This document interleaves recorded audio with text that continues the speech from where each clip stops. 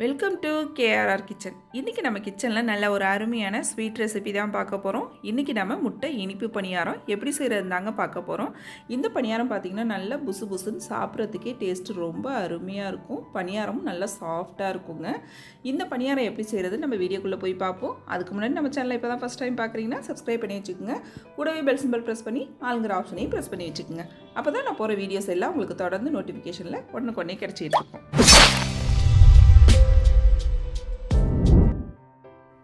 இப்போ பணியாரம் செய்கிறதுக்கு ஒரு 3 முட்டை எடுத்துருக்கேன். அதை ஒரு பாத்திரத்தில் உடச்சிட்டு சேர்த்துக்கிறேன். இப்போ முட்டையை சேர்த்ததுக்கு அப்புறம் பார்த்தீங்கன்னா இதில் ஒரு 1.5 கப் அளவுக்கு சர்க்கரை சேர்த்துக்கிறேன். எல்லா அளவுமே பார்த்தீங்கன்னா ஒரே கப்பால் அளந்து எடுத்துக்கோங்க. அப்போ தான் சரியான அளவாக இருக்கும். இப்போ 1.5 கப் அளவுக்கு சர்க்கரை சேர்த்துருக்கேன். இப்போ இந்த முட்டையும் சீனியும் சேர்த்து நல்லா அடித்து எடுத்துக்கணும். ஒரு விஸ்கு வச்சு நல்லா ஒரு 3லேருந்து 5 நிமிஷம் வரைக்கும் நல்லா கலந்து கொடுத்துக்குங்க. நல்லா அடித்து எடுக்கும் போது தான் பார்த்திங்கன்னா நல்லா பணியாரம் புசு புசுன்னு சாஃப்டாக இருக்கும். சாப்பிட்றதுக்கு நல்லா கலந்து எடுத்துக்கங்க. அந்த சீனியும் பார்த்திங்கன்னா நல்லா கரைஞ்சி வரணும். அது வரைக்கும் நல்லா இது போல் அடித்து எடுத்துக்குங்க.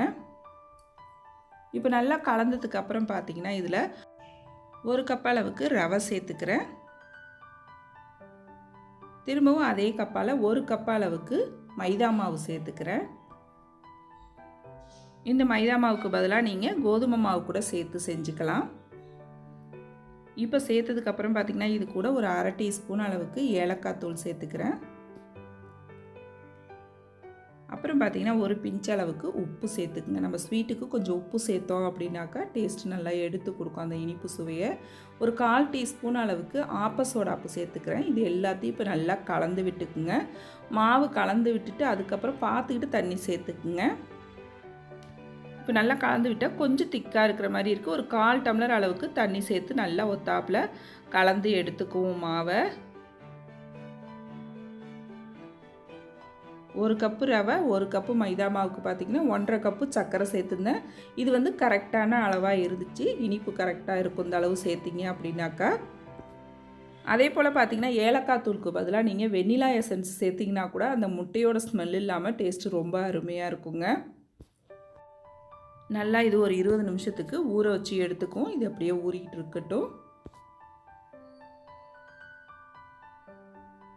இப்போ பாருங்கள் 20 நிமிஷம் ஆயிடுச்சு. மாவு நல்லாவே ஊறி வந்துருச்சு. இப்போ நல்லா இதை ஒரு தடவை ஒத்தாப்பில் கலந்து விட்டுக்கும். கலந்து விட்டு பாருங்கள் ரவை ஊறினதுக்கப்புறம் மாவு கொஞ்சம் திக்காக இருக்கிற மாதிரி இருந்துச்சுன்னா நீங்கள் கொஞ்சம் தண்ணி ஊற்றி கரைச்சிக்கலாம். இந்த பக்குவத்துக்கு இருந்தால் தான் பணியாரம் பார்த்திங்கன்னா நல்லா வெந்து புசு புசுன்னு வரும். ரொம்ப தண்ணியாக இருந்துச்சு அப்படின்னாக்கா நமக்கு அந்த அளவுக்கு வராது. அதனால் பார்த்துக்கிட்டு தேவையான மட்டும் தண்ணி சேர்த்துக்குங்க. எனக்கு இன்றைக்கி தண்ணி தேவைப்படல, அதனால் நான் தண்ணி சேர்க்கலை. இந்த அளவு இருந்துச்சுன்னா கரெக்டான பக்குவம். இப்போ பணியாரக்கல்லில் பார்த்திங்கன்னா நெய் சேர்த்துக்கிறேன். ஒரு 1/4 டீஸ்பூன் அளவுக்கு எல்லா குழியிலையும் கொஞ்சம் கொஞ்சம் சேர்த்துக்கிறேன். இந்த பணியாரத்தையே எண்ணெயும் சேர்த்து செய்யலாம், நெய்யும் சேர்த்து செய்யலாம். நெய்யில் செய்யும் போது அந்த வாசனையும் டேஸ்ட்டும் ரொம்ப அருமையாக இருக்கும். அதே போல் உங்களுக்கு முட்டை வாடை பிடிக்காது அப்படின்னு நினச்சிங்கன்னா நீங்கள் வெள்ளைக்கருவு மட்டும் சேர்த்து செய்யுங்க. மஞ்சக்கருவை எடுத்துகிட்டு வெள்ளைக்கருவு மட்டும் சேர்த்து செஞ்சிங்கன்னா அந்த முட்டையோட ஸ்மெல் இல்லாமல் ரொம்ப அருமையாக இருக்கும் இந்த பணியாரம். இப்போ நல்லா இது ஒரு 3 நிமிஷத்துக்கு அடுப்பு தீயை குறைச்சி வச்சு வேக வச்சுக்குங்க. ஒரு பக்கம் நல்லா வெந்ததுக்கு அப்புறம் திருப்பி போட்டுக்குங்க. நல்லா இதே போல் எல்லா பணியாரத்தையும் திருப்பி போட்டு இன்னொரு 3 நிமிஷத்துக்கு வேக வச்சு எடுத்துக்குவோம். நல்லா 2 பக்கமும் அடுப்பு தீயை குறைச்சி வச்சு வேக வச்சிங்கன்னா தான் உள்ளியும் நல்லா வெந்து வரும், வெளியிலையும் நல்லா வெந்து சூப்பராக அருமையாக இருக்குங்க. இப்போ இன்னொரு 3 நிமிஷத்துக்கு வேக வச்சதுக்கு அப்புறம் பாருங்கள் நல்லா வெந்து வந்துருச்சு. இப்போ இதை ஒரு பிளேட்டுக்கு மாற்றிக்குவோம்.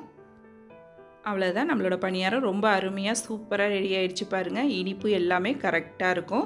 குழந்தைங்க ஸ்நாக்ஸ்ன்னு கேட்கும் போது நம்ம டக்குன்னு உடனே செஞ்சு கொடுக்கக்கூடிய ஒரு ஹெல்த்தியான ஸ்நாக்ஸ் ரெசிபிங்க இது. நீங்களும் இந்த பணியார ரெசிபியை நான் இன்றைக்கி சொன்ன அளவுகளோட ட்ரை பண்ணி பாருங்கள்.